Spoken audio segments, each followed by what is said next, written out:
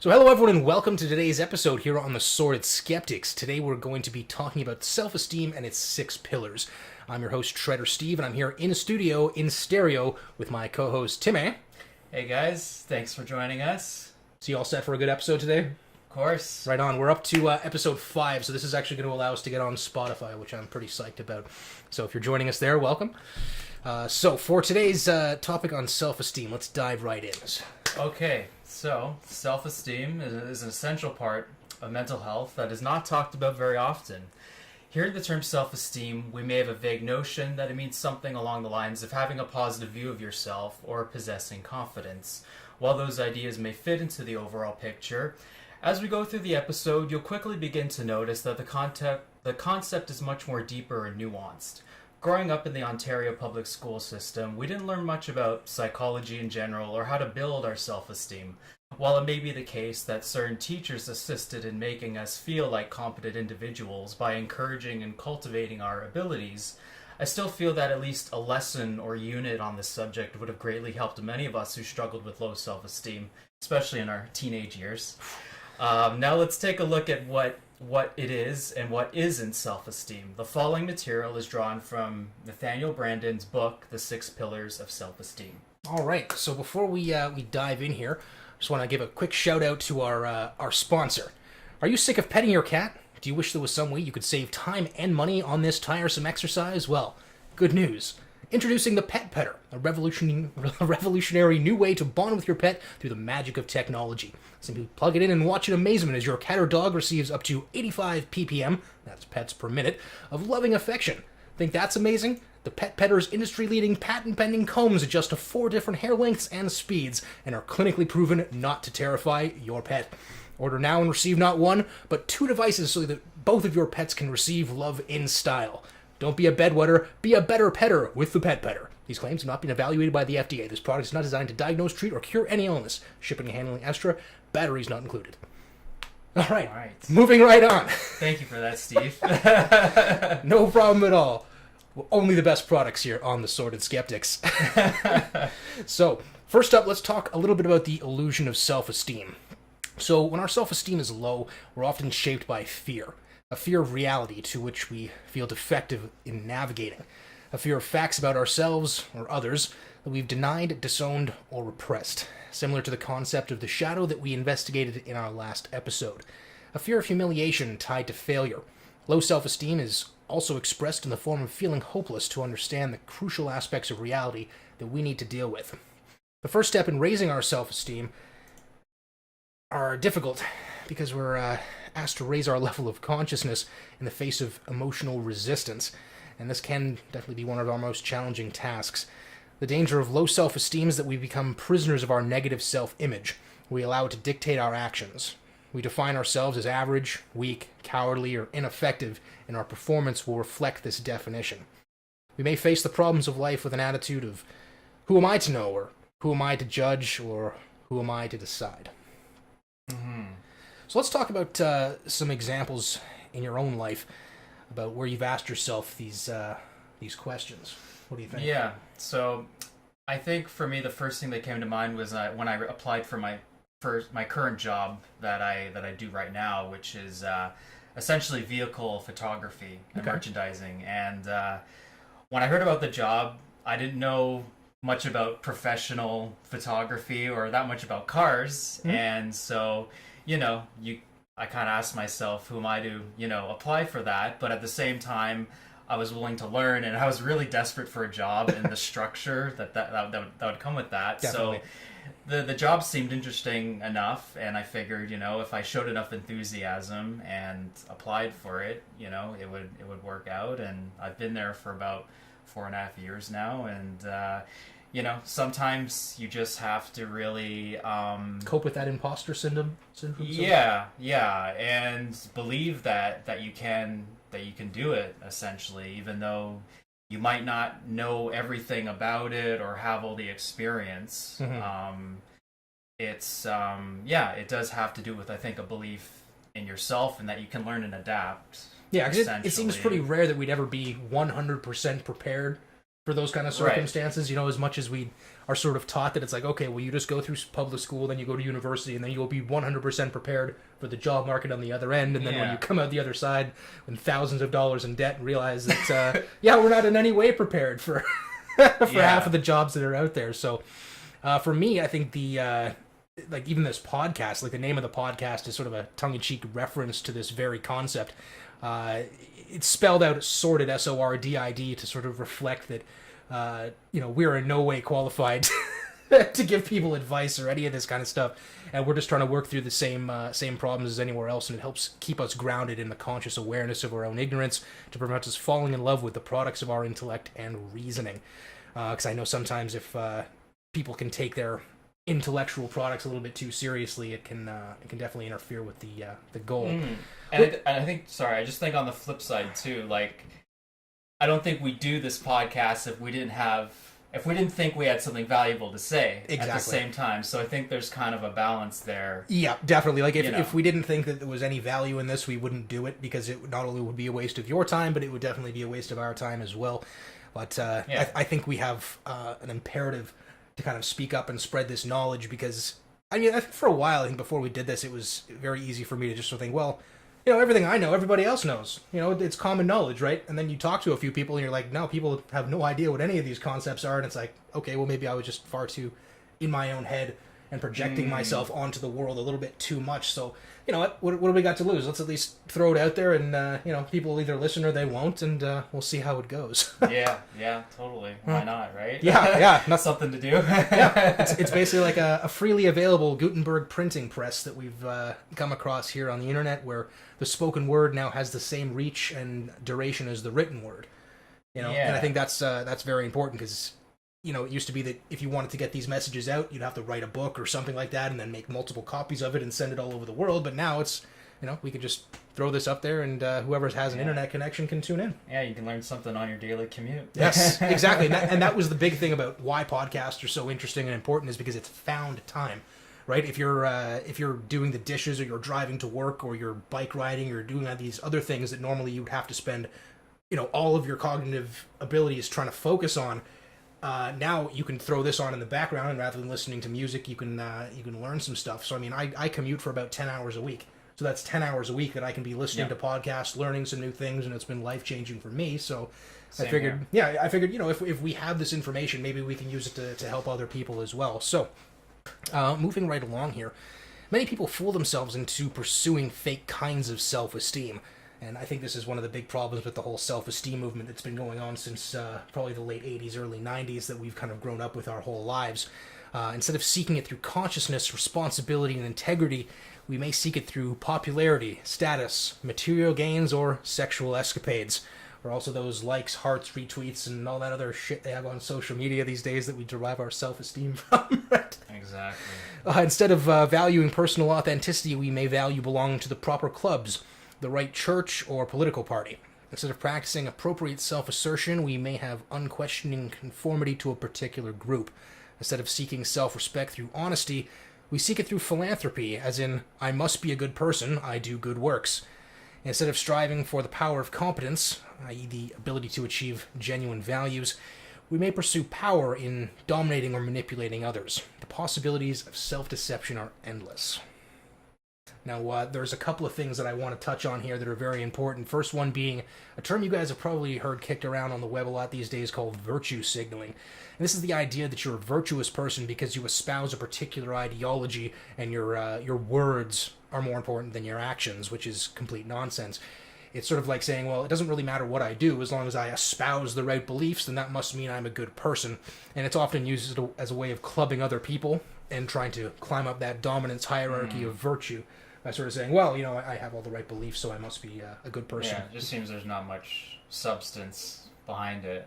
Sometimes words are just words, right? And they don't really. It just depends on... What really matters to me is how you act in the world, and that's what really kind of reflects your character and what kind of person you are and what you believe. Yeah, and I think now with things like social media, it seems very easy for people to just sort of put these opinions out there and then assume that they're doing good in the world, where they're not really doing anything at all. They're just sitting on the can, thumbing into their phone and Yeah. assuming that makes them a good person and all that kind of stuff. Yeah, so that kind of filters into the pseudo self-esteem. Exactly, Yeah. exactly. And the next one is the Oppression Olympics. This is another one that's kicked around a lot, and it's basically trying to establish a virtuous persona, or one of these masks we wear in the world, by competing for victim status, often at the expense of actual victims, and manipulating your way up the dominance hierarchy. Because, you know, let's be clear, there are a lot of people in the world that have some really serious problems, and the people that try to espouse their own victimhood often do so at the expense of these people, and it's pretty pathological behavior, in my opinion. Yeah, I think part of the problem too is when you make that a big part of your identity and I guess your reality. Yeah, Like, it gets addictive. You know what I mean? Yeah, Molyneux had a really good short podcast on this recently, where people kind of become addicted to that dopamine rush of attention that they get, and like you said, it becomes a part of who you are. And I think that's a pretty sad state of affairs. You know what I mean? Where it's my whole like self-worth is tied up in being a victim. Like, come on, Yeah. man, that can't be good for you. And I think at the core of it, yeah, these are pretty, I guess wounded people that haven't really figured out a way how to break out of that, I guess, sort of cycle in a way. And it would be worth looking like more deeply into that too. At some and I think, points. and given that the purpose of this podcast is to help save Western civilization from itself, I think this is going to be a huge target and probably deserves its own episode, because I think there are people that everyone likes to belong to groups, like we were talking about a little bit earlier. And I think when you have victim groups, where it's sort of like saying, well, I'm going to move my way up this group hierarchy by being more of a victim than everyone else, yet still feeling bound to everybody else because of the victim status that I espouse. So not only would taking personal responsibility directly interfere with their status in the group, I mean, it would directly interfere with their membership in that group, right? Of course. And then what are they, right? When you're 95% dead wood, you stay away from matches. You know what I mean? Because you don't want to have anything to do with burning off that part of your personality, because it's such a huge part of it. But I'm hoping by the end of this episode, we'll give you guys a few of these pillars, so that if you find yourself stuck in this mire of victimhood, that you'll be able to pull yourself out of it, help yourself, so that you can then go on to help other people. So now we're going to ask, what is self-esteem? So, self-esteem is an intimate experience that resides in the core of one's being. It is what I think and feel about myself, not what someone else feels or thinks about me. This can be illustrated when everyone around loves us, but we don't love ourselves. I can be admired by my associates by the view of myself as worthless. I can project an image of confidence that fools almost everyone, and yet secretly shudder with a sense of my own shortcomings. To achieve success without attaining a positive sense of self-esteem is to essentially be doomed to feeling like an imposter anxiously awaiting exposure. And this touches on a little bit of what we were talking about before with this imposter syndrome, where, the whole fake it till you make it thing eventually can kind of get to you, because you start to feel like you're, faking your way through life. I always had a problem with that. Yeah. That phrase, essentially, because it seems inherently deceitful. Yeah, it does. It feels fake. Literally. It's right there in the title, you know what I mean? And Yeah. and by the time that, from the outside it may look like you've made it, so to speak, I mean, you could still be faking it. So I don't really know how you really get out of that. But the other thing I wanted to touch on here was the fear of success, which is almost as bad as the fear of failure. It's just one of these things that holds you back.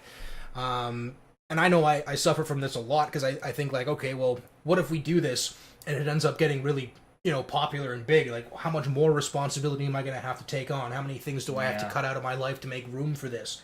You know what I mean? How much more complicated could it make things, I guess? Yeah, and I think that's one of the things that kind of pulled me out of doing gaming videos as well, because I started thinking like, okay, well, what if I get really successful at this? What is my life going to become? Just playing video games professionally so that I can do reviews of video games? And it's like, no, this is something I just do to chill out and relax. I don't want to make money from it. I mean, could you imagine if your entire income was based on something like that? And then what happens when you get sick of it? Like, uh-oh. Right, yeah, what then? I guess I'll, try to get another job and explain to the future employer that, okay, yeah, I just sort of dicked around and played video games and made YouTube videos for the past few years. I'm sure that'll go over really well. I mean, I don't know how accurate that is. That's just sort of what was running through my head as I was sort of winding that down a little bit. One possible scenario, right? And it's also, I think I was doing it also just to kind of practice with the medium. You know, just fool around with it a little bit, see what kind of results I could get out of it. I got the results I wanted and said, okay, I've learned from it. Let's, actually try to do something that brings value to people rather than distraction. Yeah, well, and I think in a sense it shows you that, you're doing something on your own independently. You're working to produce something and learn something. So it could be seen as a potentially positive thing. Yeah, I've heard from other YouTubers. and it's some people appreciate creativity more than others, but I'm not sure if it's something I'd be willing to bet my livelihood on anymore. Yeah, right. For sure. So the tragedy of many people's lives is that they search for self-esteem externally, in every direction instead of within, so they fail in their search. Positive self-esteem can be best understood as a spiritual accomplishment, a victory in the evolution of our self-consciousness. When we look at it as in this way, we can stop telling ourselves, if I only get one more promotion, if I can only get, become a husband or a father, or if only I can be perceived as a good provider, or get a bigger car or a bigger house, if only I could write one more book and acquire another company or lover or reward, one more act of selfishness perhaps, then, and only then, may I be at peace with myself. Thus, the ultimate source of self-esteem is and can only be internal, in what we do, not what others do. And we look for it in the externals, the actions or responses of others. We're basically asking for disaster. Now, this is something that I have experienced all the time. I mean, one promotion was never enough. Getting a new job, a new car, moving out for the first time, or buying my first home, it was never enough to get rid of this pervasive sense of failure I've had in my whole life. And it just sort of causes this nihilistic downward spiral of, if these milestones aren't making me happy, then what's the point of striving for anything? And I mean, I could consciously recognize it's a pretty destructive line of thinking, but I mean, does that make sense that, once I guess you're not getting the validation externally, you start to question the purpose of seeking anything external? Yeah, well, I guess it just turns out that it becomes a never-ending thing, right? It just seems, when can I finally be at peace with myself, like you asked. Yeah.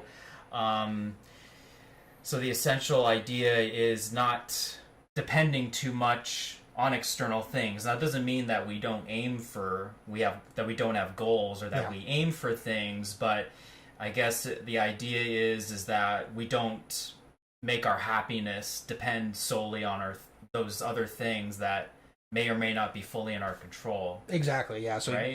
the happiness has to come from within. The meaning has to be generated from within. I mean, externals are nice, but if they're the sole focus of your being, then you're kind of asking for trouble. I think there's so many things that we do ourselves that we overlook, that are things that help build our self-esteem and that should be recognized. There are certain acts that we do by ourselves that don't depend on those external things. And that's what I've kind of found out as I read this book, is that I'm already doing some things by myself that do display high self-esteem in terms of seeking knowledge, let's say, or trying to increase my consciousness in terms of how I deal with people.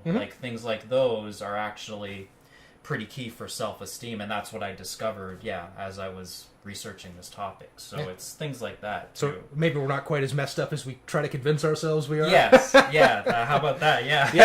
It's a good place to start, you know what I mean? So a common theme. So we'll start with the first pillar, which is the practice of acting or living consciously. So what's interesting is that a common theme throughout many of the great spiritual and philosophical traditions is the idea that most people live their lives unconsciously or unaware, as if they're sleepwalking through their existence, unaware of themselves and the many facets of reality. Thus, enlightenment and progress are similar to waking up and an expansion of consciousness.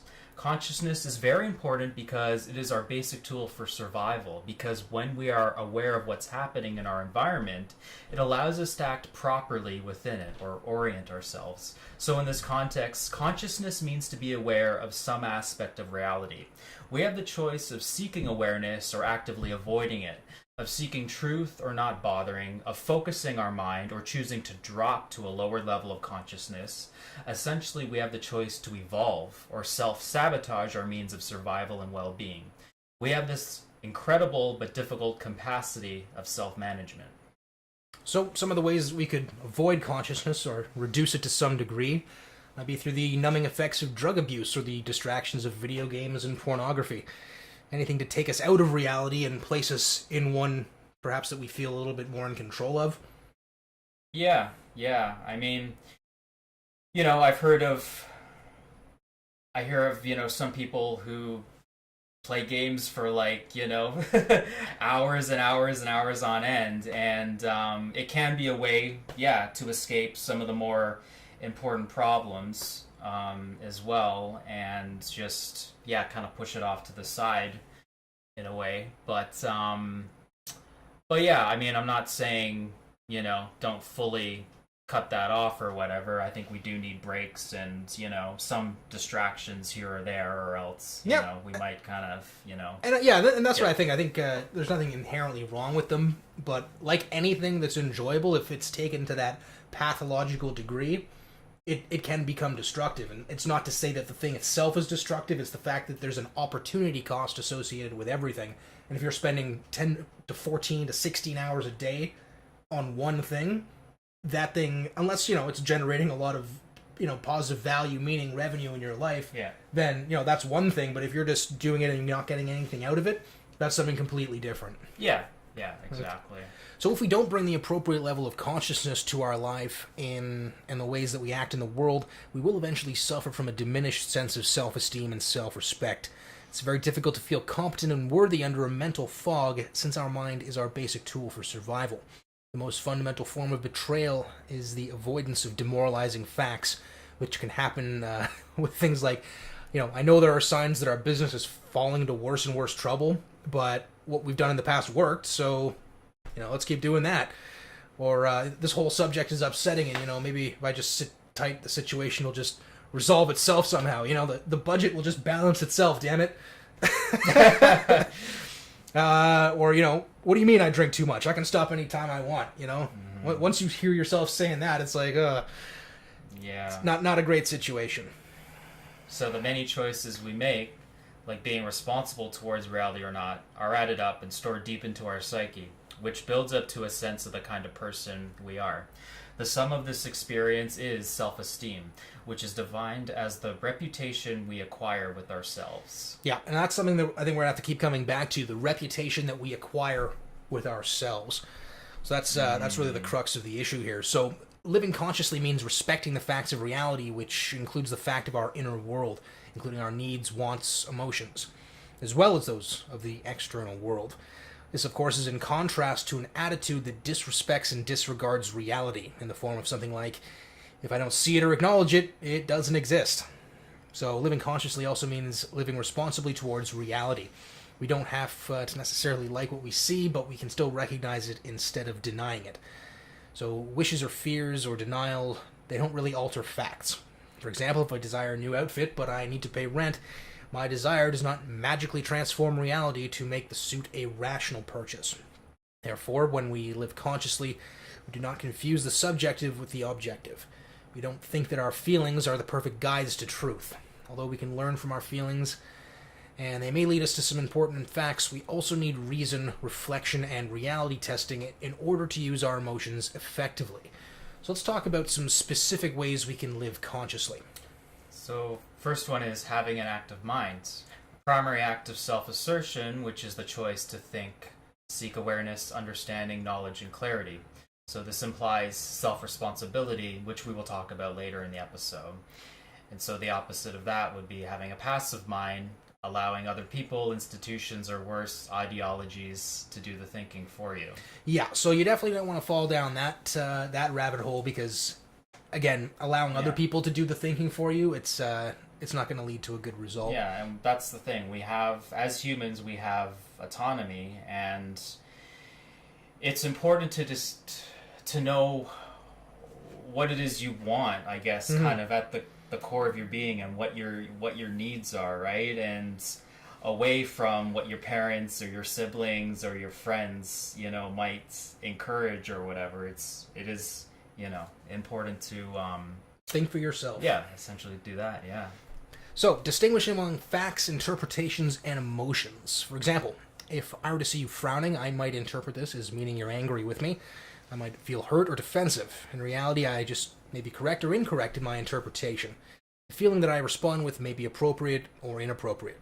If I'm not conscious of the separate processes that are involved, I tend to treat my feelings as the voice of reality, which can lead to catastrophe. Now, the phrase I love about to reflect this is feels over reals. Yeah. So people that basically say, well, I'm offended, therefore you're wrong. It's like, what? No, that's not really the way it works. So insisting that one's emotional interpretation is tantamount to fact, well, it's tantamount to disaster as far as I'm concerned. Yeah, and this is, again, distinguishing the subjective from the objective. Yeah, exactly. So next is being receptive to new knowledge and willing to re-examine old beliefs. So if we are firm on what we already believe and know, while remaining uninterested or closed to new information that may go against our convictions, this can impede our own growth. We're not saying hold everything you think in doubt, but cultivate an openness to new experience and knowledge, because new adjustments and improvements in our understanding are always possible. Sometimes our assumptions are mistaken and require revision, and to me this just links to how life itself is just an ongoing learning journey, essentially. And it's kind of what Peterson talks about when he says, listen to the other person as if they have something important to tell you. Yeah, as if they know something you don't, right? Because if you don't fall that way, and I think this will probably have to do with your temperamental proclivity for openness, which is just one of the big 5 personality traits. If you rank pretty low in openness, it'll help you stick to your guns. But if your guns are wrong, or I suppose unloaded, or however we're going to follow that metaphor, then you're going to want to make a change in that. And if you know that you're not temperamentally a very open person, this is something that you probably want to keep in check. So if someone, or especially if multiple people are giving you a bunch of new information, it might be worth investigating that a little bit, because it might be time to update some of those old beliefs to be more congruent with reality. Mm-hmm. Just in the end, it'll help you and update your own knowledge, essentially. Mm-hmm. Now, we also want to have a concern to know internal needs, including your own feelings, aspirations, and motives. The intention of self-evaluation comes in the form of questions such as, do I know what I'm feeling at any particular moment? Do I recognize the impulses from which my actions spring? Do I notice if my feelings and actions are congruent? Do I know what needs or desires I may be trying to satisfy? Do I know what I actually want in particular encounters with another person? Not what I think I should want. Do I know what my life is about? Is there a program I'm living? One that I accepted uncritically from others? Or is it genuinely of my own choosing? So I guess this has to do with knowing what your life about. What is the narrative that runs throughout the course of your life? Because I'm sure we've all met people who have absolutely zero story to their entire life. Like they end up in a position that has nothing to do with their prior experience. They have no idea how they ended up getting there.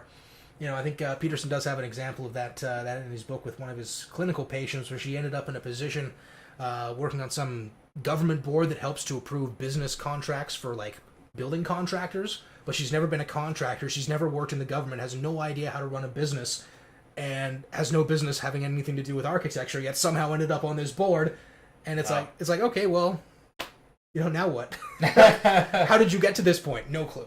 There's just kind of no consistent path or steps in a way, and not knowing who you are, that can lead to disastrous effects once the inevitable chaos of life hits you, because you have nothing to fall back on, right? It's all just been like, it's all just been whatever. Yeah, whatever. I'm just kind of jumping around to lily pad to lily pad, nothing really connecting them in together, and without having a coherent narrative to your life, it could be very difficult to understand how to cope with chaos. And I'll say, like, a lot of these They are initially difficult to practice. Like, for example, the first one, do I know what I'm feeling at any particular moment? Like, this is something that I've just tried to, like, integrate into my own, like, reflection on a day-to-day basis. And it's just kind of helped me, yeah, understand why I'm reacting to certain situations, and also to have, I guess, some compassion and for myself, just to, just understand what's my emotions, essentially, because the better you understand it, the more you can kind of feel more stable, essentially. So yeah, because the emotions will happen almost instantaneously, and they occur they occur far before reasoning ever occurs. Jonathan Haidt talks a lot about this, where the emotion will precede reasoning. So you'll have an emotional reaction to something, you'll be like, "Holy shit, I'm having an emotional reaction to something," and then you have to ask yourself why, yeah, and then use that to reason your way through it. It's like, wow, I'm feeling, pretty upset about something. I'm not really sure what it is. Let me think back, and you're like, oh, okay, yeah, there was that thing yesterday that really pissed me off. That's probably why I just snapped at this random person for no reason. Yeah, I feel kind of like a dick now. Yeah, but that's the thing. If you know why, you can at least tolerate it and kind of like work through it a little, and and consciously choose your actions rather than just having your emotions dictate that's them. The big one, rather than going fully unconscious. So, in one more part of this pillar, Brandon writes, the art of noticing is noticing the feelings in my body, noticing my emotions during an encounter with someone, noticing patterns in my behavior that may be serving me, noticing what excites me and what drains me, noticing what the voice inside my head is truly, if it's truly my own or belongs to someone else, perhaps my mother. To notice, I have to be interested. I have to think the practice is worthwhile. I have to think there is value in knowing myself.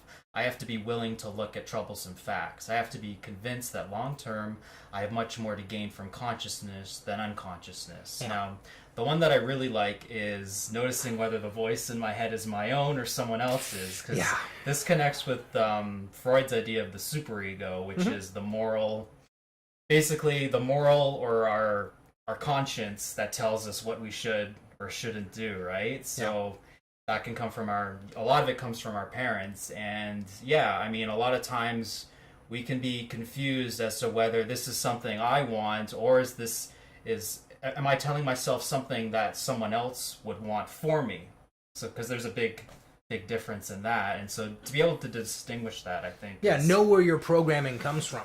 Be consciously aware of that, and also choose that, I guess, decide that being consciously aware of these things is better than not being consciously aware of them. I think that's important as well. I mean, you have to want to have self-awareness in order to achieve it, not just sort of say, well, I guess I'll just be self-aware.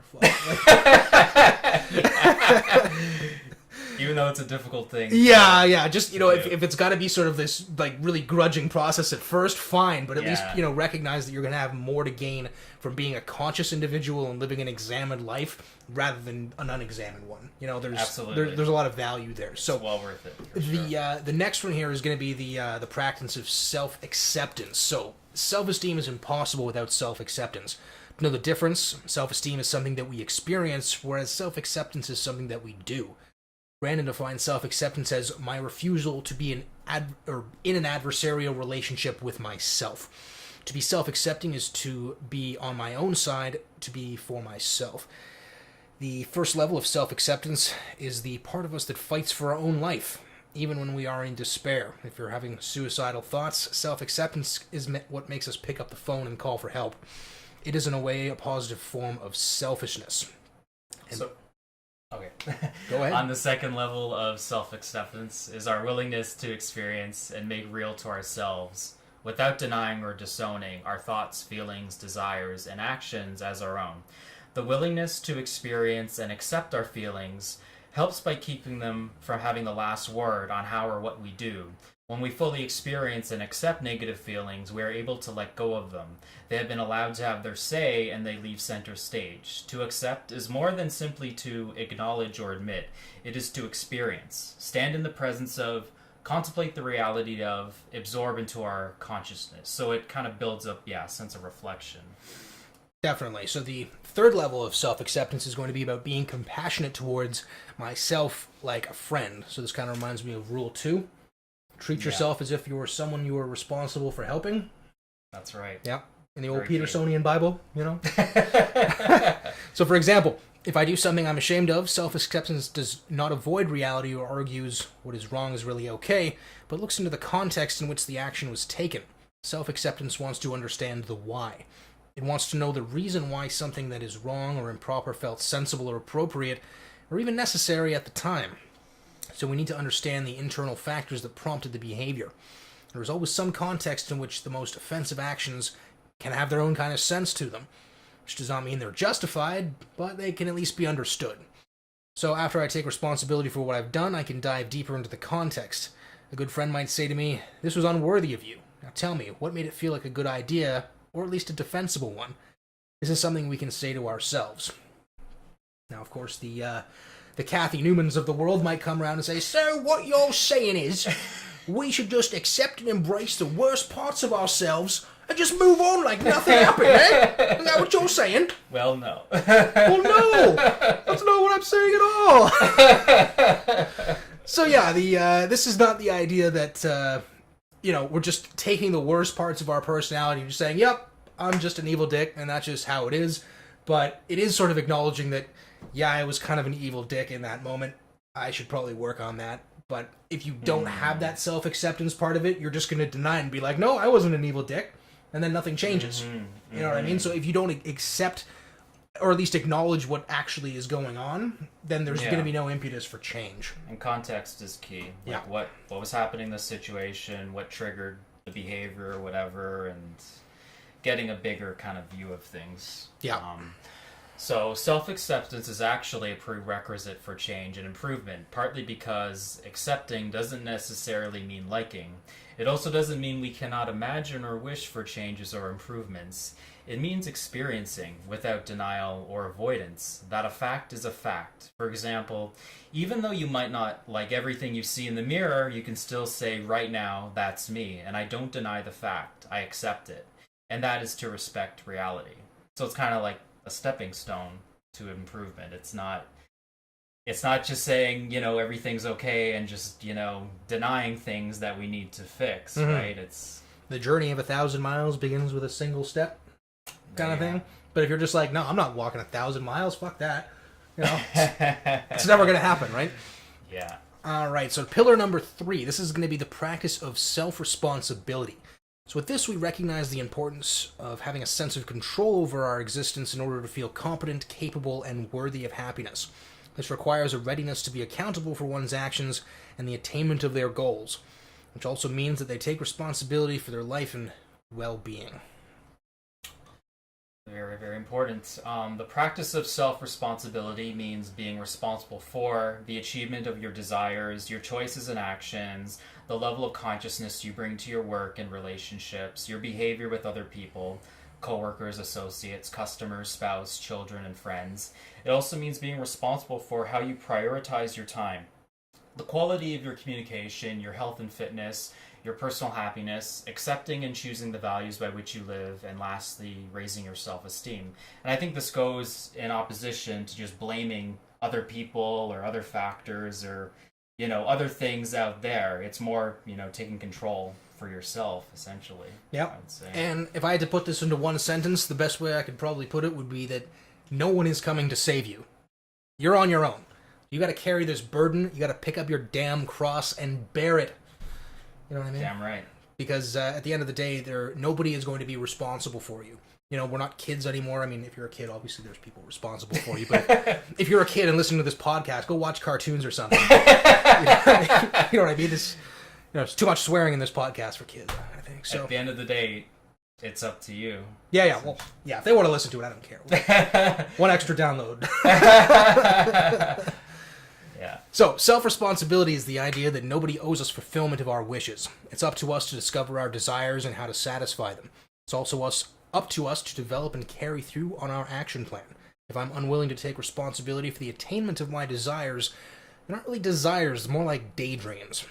So for self-expressed desire to be taken seriously, I must be prepared to realistically answer the question, what am I willing to do to get what I want? What sacrifices am I willing to make? Important questions to ask. Yeah. So in regards to being responsible for the level of consciousness you bring to your relationships, it involves the choice of your companions and the degree of awareness you bring to any encounter. So you can ask yourself, am I fully present in my encounters with others? Am I present to what is being said? Do I think about the implications of my statements? Do I notice how others are affected by what I say and do? Yeah, this is, I think, important to pay attention to as well. I mean, when you're in a group, it's important to, I guess, pay attention to the facial expressions from people around you so you can at least see how people are responding to what you're saying, and trying to speak directly to individuals rather than more generally to a group, because then I think it's easier to make a connection and really ensure that what you're saying is being reflected back to you. Yeah, the feedback you're getting, and also eye contact is really important. Definitely. We are responsible for how we speak and how we listen, along with the promises we keep and fail to keep. We need to keep in mind the way we rationally and irrationally deal with things. We avoid responsibility when we try to blame others for our actions. Being self-responsible does not mean that we don't suffer from accidents or the malevolence or faults of others, or that we are responsible for absolutely everything that happens to us. We need to be able to distinguish between the things we have control over and the things we don't. If we hold ourselves responsible for matters beyond our control, we put our self-esteem in danger, since we will eventually fall short of our expectations.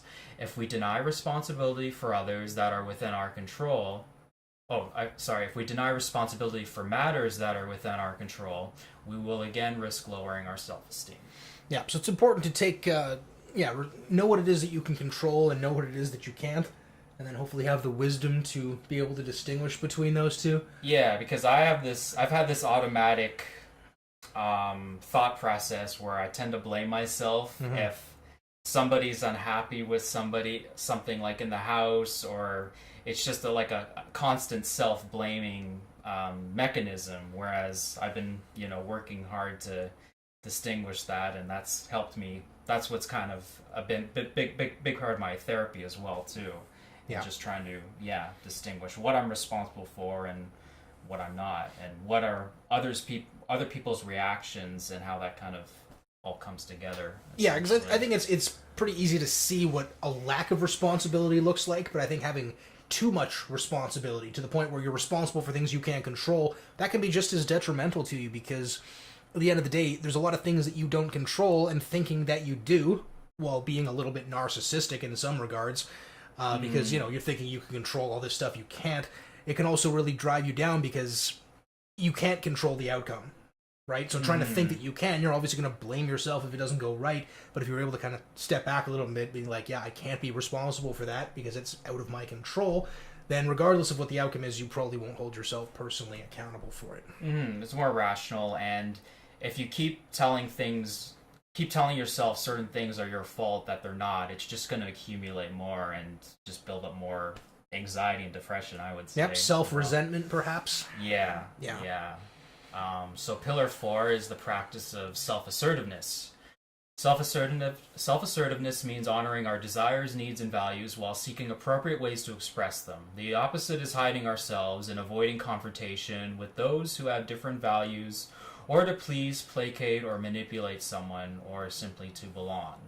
Go along to get along, toe the line, that kind of stuff. Yeah, kind of sacrificing your own autonomy. Yep, sacrificing your values for the sake of group membership. Ooh, welcome to the Democrat Party. Sorry, I try not to be so political. I just can't help myself sometimes. Sorry. Self-assertion does not mean being belligerent or inappropriately aggressive.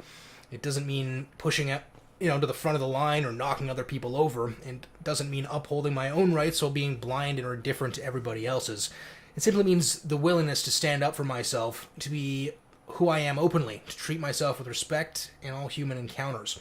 It means the refusal to fake my personhood to be liked. So that's a big price to pay. Yeah, I'd say. Yeah, giving up your very sense of personhood in order to maintain some kind of group membership.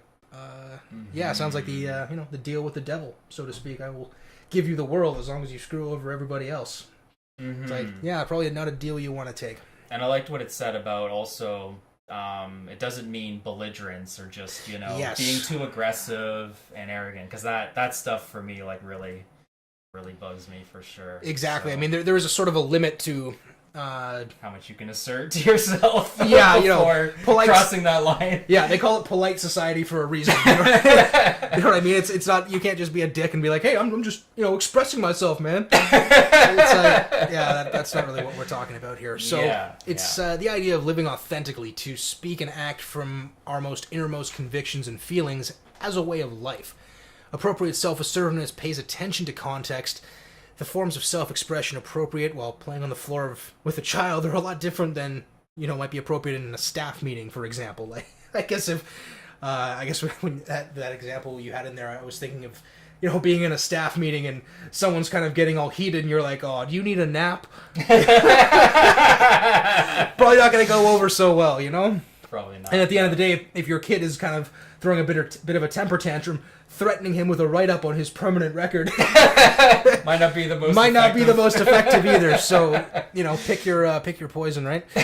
Let's see here. So, to respect the difference is not to sacrifice one's authenticity, but merely to stay reality-focused. In every context, there will be appropriate and inappropriate forms of self-expression, and it's up to you to know the difference. All right? Sure. Sometimes self-assertiveness is manifested through volunteering an idea or paying a compliment, sometimes through polite silence that implies disagreement, sometimes by refusing to smile at a tasteless joke. In work situations, one cannot necessarily voice all one's thoughts, and it is not necessary to do so. Boundaries, basically. What is necessary is to know what one thinks and to remain real. While what is appropriate self-expression varies with the context. In every situation, there is a choice between being authentic or inauthentic, real or unreal.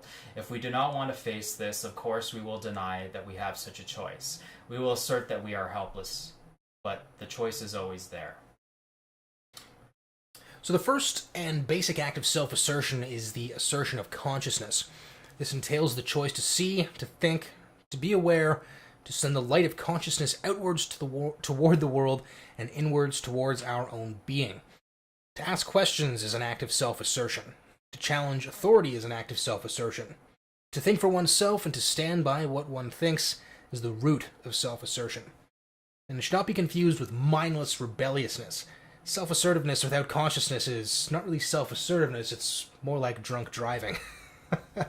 But the self-assertiveness asks that we not only oppose what we deplore, but that we live and express our values, which means it is closely related to integrity, the sixth pillar, which we'll get into a little bit later. Self-assertiveness entails bringing ourselves into the world and bringing our aspirations into reality. One of the great self-delusions is to think of oneself as an idealist while not pursuing one's values in reality. And for me, I think, like, in our current society, self-assertiveness can be a difficult one to actually practice because, let's face it, a lot of people are really easily offended by certain things, and there's new rules to the game. And they change all the time, and they change retroactively. Right? Yeah. So what was fine today, in 10 years is not fine, and then they'll sort of backdate it and be like, well, you said that 10 years ago, and it's like, yeah, but it was fine then.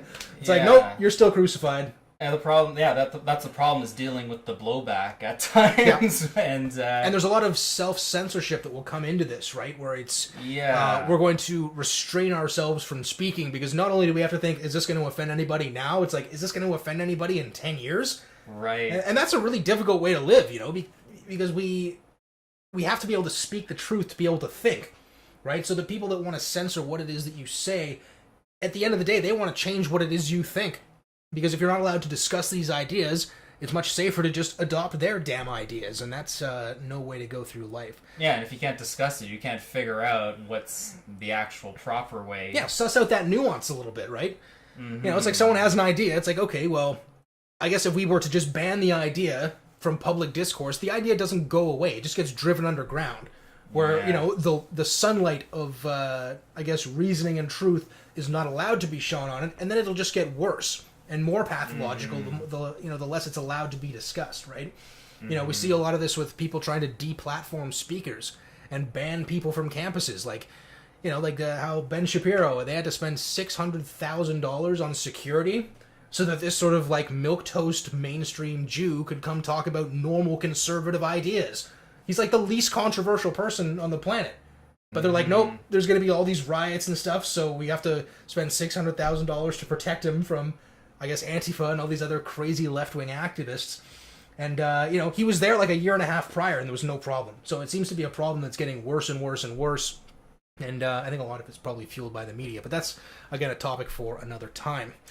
So the second way to practice self-assertiveness properly is to be committed to our right to exist. This proceeds from the knowledge that my life does not belong to others and that I am not here on earth to live up to someone else's expectations. To many people, this is a terrifying responsibility.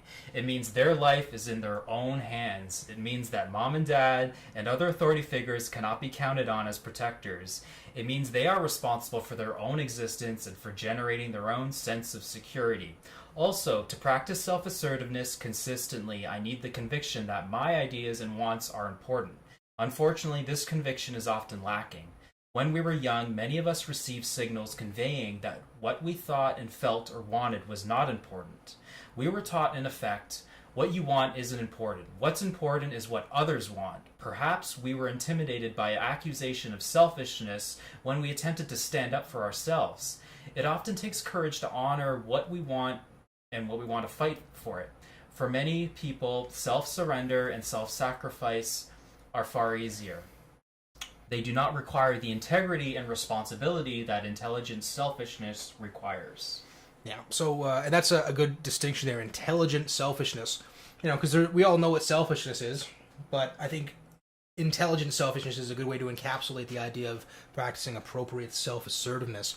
Absolutely. Because I guess if nobody was self-assertive, nobody would know what anyone wants, and so I think it is important for us to be self-assertive in that regard, because it does play a large role in not just having a good idea, but developing it, fighting for it, and working to win supporters for it, and doing everything in one's power to see it manifested in reality. Without appropriate self-assertiveness, we are spectators, not participants. Lastly, self-assertiveness entails the willingness to confront rather than evade the challenges of life and to strive for mastery.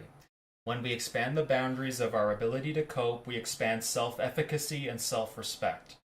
When we commit ourselves to new areas of learning, when we take on tasks that stretch us, we raise personal power. We assert our existence. When we are attempting to understand something and hit a wall, it is an act of self-assertiveness to persevere. When we undertake to acquire new skills, absorb new knowledge, extend the reach of our mind across unfamiliar territory, when we commit ourselves to moving up to a higher level of competence, we are practicing self-assertiveness. When we learn how to be in an intimate relationship without abandoning our sense of self, when we learn how to be kind without being self-sacrificing, when we learn how to cooperate with others without betraying our standards and convictions, we are practicing self-assertiveness. Yeah, because you don't want to be a martyr, so to speak. You know what I mean? Doormat. Or doormat. Exactly. It's like, well, fine, I'll just do what everybody else wants, man. Like, I'm not going to do anything for myself. Yeah. And it's like, no, that's not really what you want to do. You want to be able to assert your own needs in such a way that they're not interfering with other people, and in such a way that you're still able to help other people, but not in such a way that you're sort of completely abandoning all of your own needs and wants just for the sake of other people. And I think that goes back to the idea of being a little bit virtue signaling. Be like, oh, I sacrifice myself for everybody all the time with absolutely no limits. It's like, that's not really that admirable. You probably shouldn't do that. But I think I think that's probably what would drive people to behave that way, right? It's like, well, I don't really know what I want, so I'll just do what everybody else wants, and then if my life sucks, I'll just, blame it on the fact that I never do anything for myself. Wait a minute. It's a bad idea. It's a bad idea. Sure. Don't do that. You still gotta obviously care for others, but care for yourself in the long term, for sure. Yeah, and because the only way you can effectively care for other people is if you have first cared for yourself. You know what I mean? Mm-hmm. So, pillar number 5, the practice of living purposefully. So, to live without purpose is to live at the mercy and luck or accidents, without our own initiative to plan a defined course. This makes us drifters because our orientation to life is reactive rather than proactive. To live purposely is to use our strengths to achieve our chosen goals, like the goal of studying, of raising a family, of earning a living, starting a business, solving a scientific problem, sustaining a happy romantic relationship. Our goals lead us forward, call us to utilize our abilities, and invigorate our existence. The main idea is that if life is impossible without goal fulfillment, impossible on every level of evolution from the amoeba to the human being. The alternative to goal fulfillment is passivity and aimlessness. Living purposefully is living productively, an essential part of making ourselves competent to life. Productivity is the act of supporting our existence by translating our thoughts into reality, of setting our goals and working for their achievement, of bringing knowledge, goods, or services into existence. Self-responsible men and women do not pass to others the burden of supporting their existence. What matters is mainly a person's choice to use their productive abilities, not the degree. It is vital to find work that offers an outlet for one's intelligence and capabilities if the opportunity exists. So again, it's not depending on other people. It's the idea that you have good ideas and you should probably act on them and try to manifest them in reality. Yeah, so live your own life purposefully rather than living somebody else's. And leaving things to chance, and other random forces. Yeah, have some kind of direction, for God's sake. All right, fundamental efficacy isn't created in a vacuum. It must be generated and expressed through some specific tasks that have been successfully mastered. Achievements don't prove our worth, but the process of achieving is how we develop our effectiveness and success in living. In order to realize our goals, there must be some specific to assist in monitoring our progress, compare our intentions with results, changes our strategy in response to new information, and be responsible for the results we bring about. Yeah, so figure out ways how to monitor your progress towards goals. Yeah, how to monitor your progress, see how the current plan is working, and whether that needs to be changed or adjusted, and the feedback you're getting. Yeah. So in order to live purposefully, we can focus on these questions. What am I trying to achieve? How am I trying to achieve it? Why do I think these means are appropriate? Does this feedback from the environment convey that I am succeeding or failing? Is there new information that I need to consider? Do I need to make adjustments in my course, or in my strategy, or in my practices? Do my goals and purposes need to be rethought? Thus, to live purposefully means to live at a high level of consciousness. Yeah, so again, we were talking about this before, about the purpose and the methodology of this podcast. Saving Western civilization from itself by discussing the important ideas of the day and how they can apply to your life. So again, kind of a broad goal, and I guess it would be kind of challenging to monitor it, considering Western civilization is probably something that's going to expand far beyond our lifetime. But I think these ideas are still things that need to be discussed, and I guess the only way that we can really monitor how far the ideas are spreading would be through things like the analytics on the podcast, which seem to be going pretty good. I think we're up to maybe around 300 downloads or something, which is pretty decent considering we've only had 4 episodes. So starting to get a little bit of traction on that, which is good. And hopefully we can spread that farther. So on that note, if you guys do like this, please like, share, subscribe, and do all that other social media stuff that lets your friends know that you find this valuable.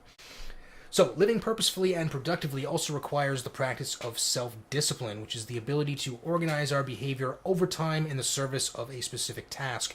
It also requires delaying immediate gratification to attain a long-term goal. Self-discipline is also the ability to think, plan, and live long range, or long-term, I suppose. But a purposeful life does not mean living without time or space for rest, relaxation, recreation, random or carefree activities. That's some great alliteration there, Tim. What matters is that these activities are being chosen consciously, knowing that they are safe and appropriate. So I know, before we were mentioning video games, and as much as I love them as much as the next person, but we got to be very conscious about how much time we plug into them, because there does obviously come an opportunity cost associated with any pastime. Too much time in a virtual world definitely comes at the expense of other potentially more worthwhile uses of my time. And a good rule of thumb that I use is if the battery runs out on my PS4 controller, I'll put it down and go do something else. But even then, I mean, that's still like a pretty long amount of gameplay. So if it's already dead, I kind of should probably put it down as well as feel a little bit of guilt for not doing something more productive. But, sometimes on your day off, it's good to just blast through a few levels, Yeah, the point is, just, of course, being aware of it, and, it's good that you set something up, so when you know. Oh, speaking of video games, you got PS Plus, right? Yeah. They gave away Black Ops 3. Oh, really? For free, and I can kind of see why.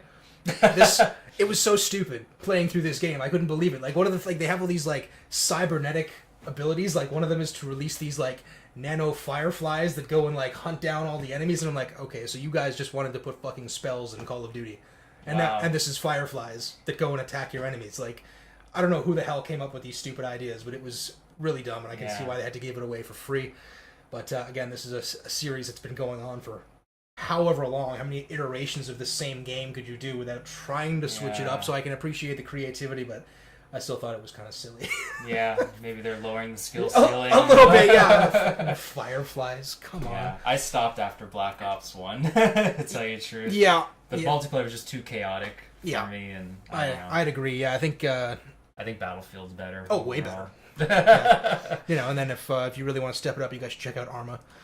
That's where the real sim stuff is. not a lot of fun, but it's very, very realistic.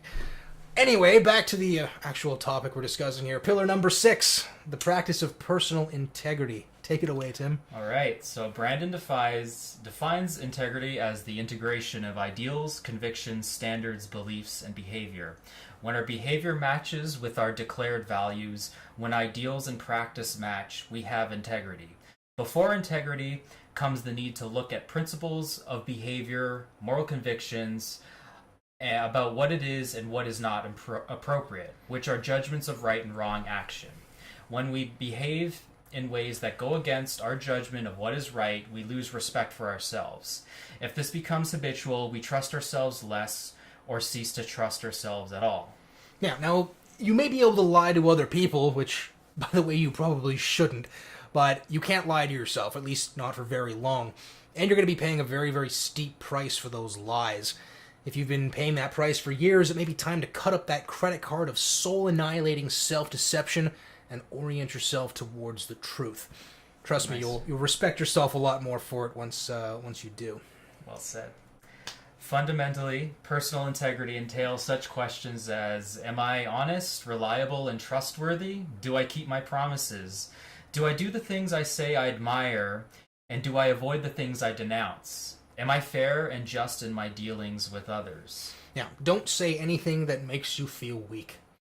Yeah. You know what I mean? This is something that you'll kind of learn to feel it after a while. Like when you say something and immediately you're like, oh, yeah, I don't really believe that. Or those aren't my words, or that's not true. You end up feeling weak. And if you can, I guess, attune yourself to that feeling, it's much easier to learn to speak the truth. I mean, speaking the truth is bloody hard enough as it is, but the least you can do is stop lying. Especially to yourself. I mean, other people, you could probably get away with that for a little bit longer before it catches up with you and destroys your reputation. But if you're doing it with yourself, good luck. Good luck.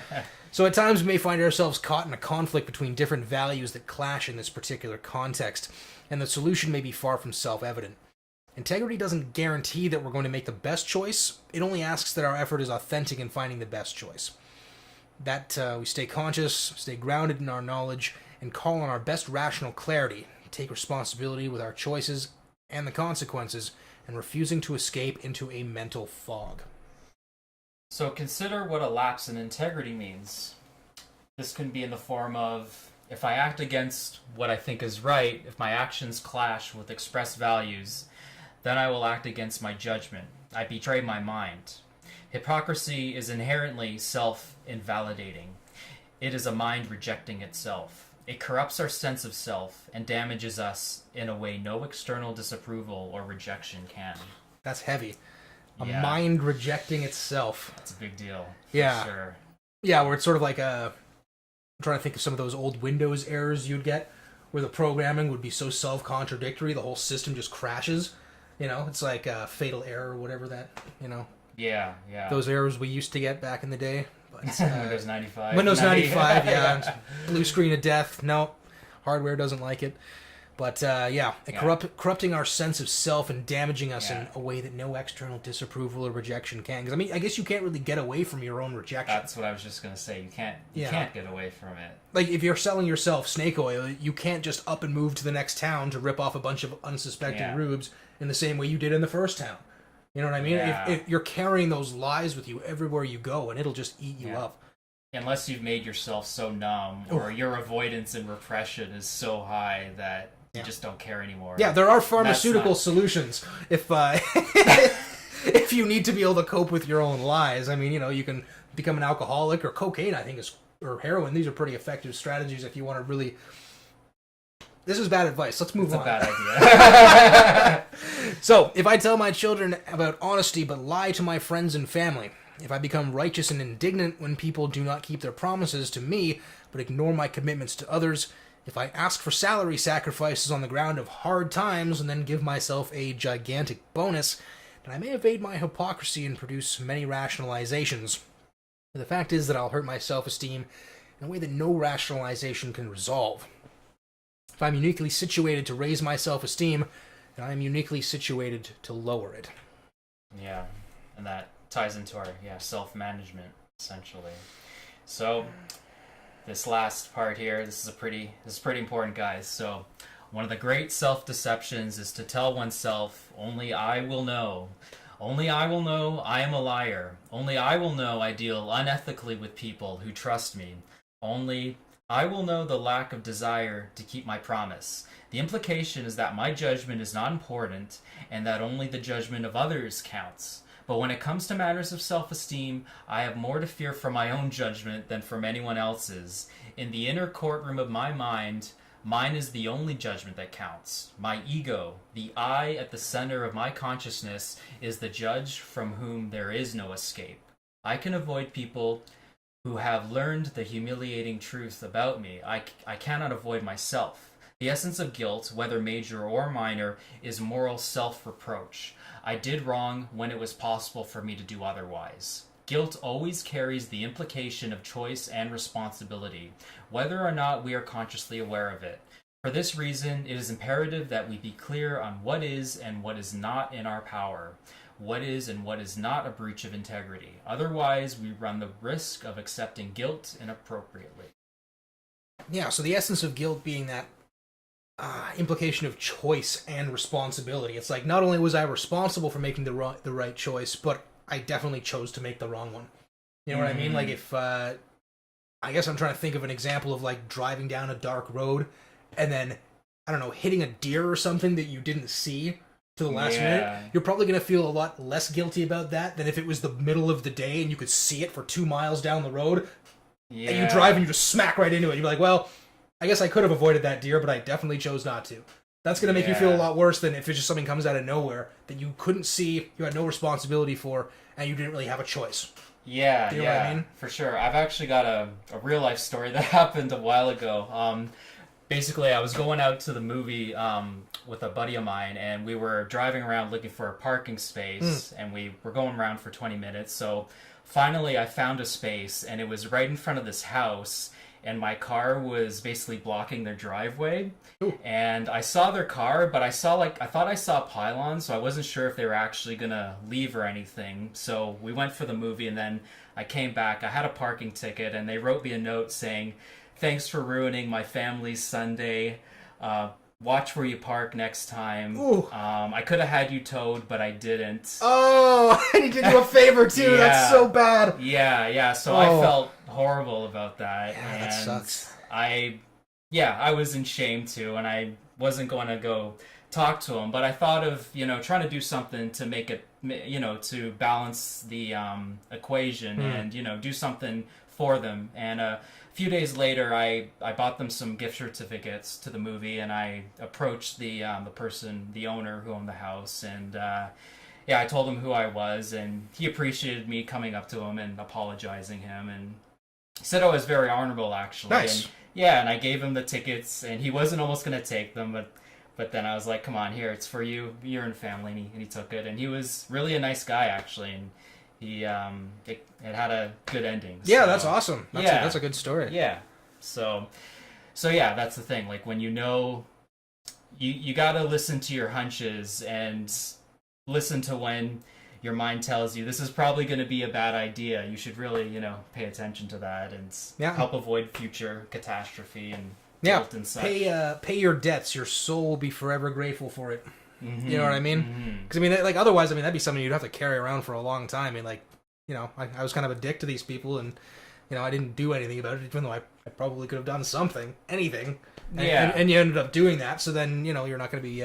Yeah, and the fact that he had some mercy on me, I kind of wanted to reinforce that, and Yeah, because I guess if he did have you towed and you had to go through all that hassle, you kind of thought, well, I guess the score is settled. Yeah, exactly. You know what I mean? It's settled in a negative way that we're both more pissed off than we were before this, but now we can kind of work through it. And exactly. Yeah, it's a good call. So one practical way to prime our minds to aim towards a higher, healthier self-esteem is the completion of a sentence such as, living consciously to me means blank.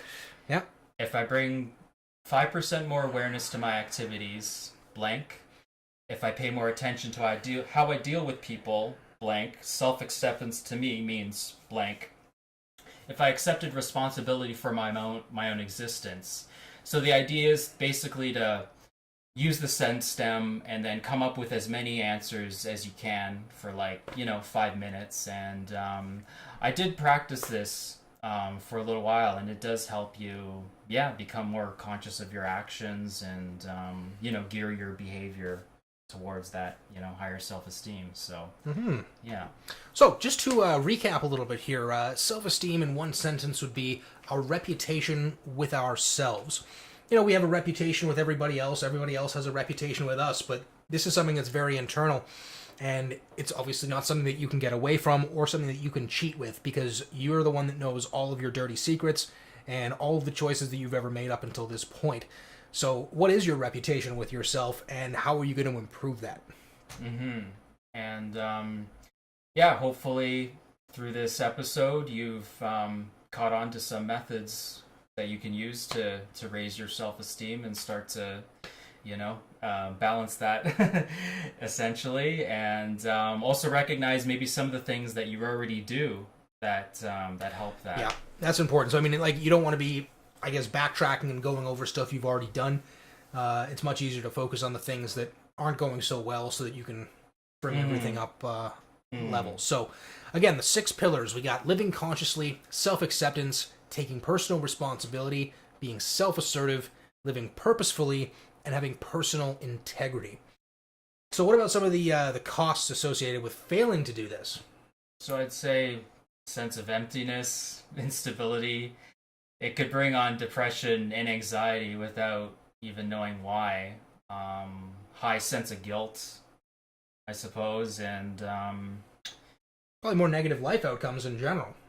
Yeah, for sure, and just more negative behaviors and thoughts that we're not aware of where they stem from, essentially. And so again, it's bringing about that certain awareness of how we talk to ourselves, and knowing what our moral convictions and principles are, and how we can better align ourselves to those. Yeah. So we can reduce our own suffering and hopefully the suffering of other people. Yes. There you go. The main goal. So that would be some of the benefits to improving self-esteem, and then obviously having the better life outcomes there. Now, one of the things that I'm sure you guys have all been wondering about would be this self-esteem movement that we've seen growing since, I guess, the late 80s and early 90s, where I think what had happened was I guess educators had kind of looked and said, okay, well, who has the best life outcomes and who has the worst life outcomes? It's like, well, these people that have really good self-esteem, they have really good life outcomes, and these people that don't, well, they don't do so well. So what's the solution? Well, we just got to raise everyone's self-esteem. And it's like, I think it's a little more complicated than that. There's a few pillars, and there's like, no, we're not going to do any of that. We're just going to raise people's self-esteem. That means participation trophies for everybody. Everyone's a winner. Everyone is special. And we wonder why we end up with a generation of fucking narcissistic snowflakes. You know what I mean? So just more methods of pseudo self-esteem. Of course, pseudo self-esteem is a great way to put it. It's sort of like saying, well, how do we get taller people? It's like, well, all the tall people are on basketball teams, so let's just put everyone on basketball teams and they'll get like 2 feet taller. That'll do it. That'll do it. It's like, well, no, it's like, well, what about, why are people short? It's like, well, if they're malnourished when they're kids, then, they don't grow up so well. It's like, all right, well, let's just give people as much food as possible and they'll get taller. It's like, no, they're just going to get fatter. Yeah, it's more of a focus on the externals Yes. and lack of respect for reality. Putting the damn cart before the horse is what it is. So, anyway, I want to thank you guys for tuning into today's episode. This was, again, episode 5 here on The Sordid Skeptics on Self-Esteem. If you guys have any questions or comments, please leave them in the box below, and we'll try to address those as quickly as we can. Was there anything else you wanted to add there, Tim? I just thought it was interesting how a lot of these tied into a lot of principles Peterson talks about. Yeah. Essentially. So. Well, I think one of the reasons he's been so popular is because this stuff has been lacking for so long, and everyone's like, of course, this makes so much sense. We gotta sort our bloody selves out. And if no one's talking about it, how is it supposed to be, circulated in the culture, essentially, too, exactly. Right? So, yeah. I think that's... Episode 5 down. Yes, sir. All right, well, anyway, we'll see you guys next time on the next episode, and we're going to try to have it up most Ricky Tick for you guys. So anyway, thanks again. We'll see you guys next time. Thanks for listening.